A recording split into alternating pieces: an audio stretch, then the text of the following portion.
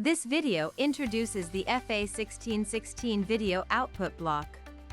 First, select the two SDI signals to be passed from each PRU to the output block.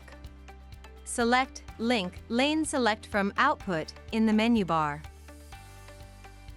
or the SDI tab of the Output Settings block.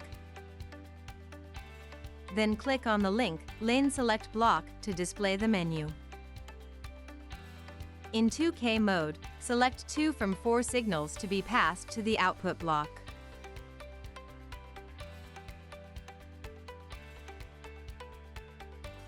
In 4K mode, select the 4K signal format to be passed to the output block.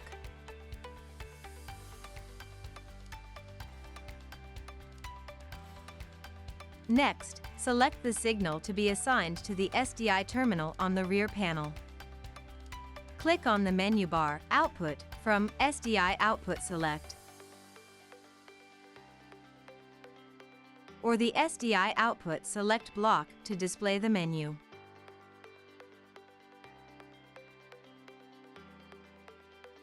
Select the signal to be assigned to the SDI output terminal from PRU lane, Link Select.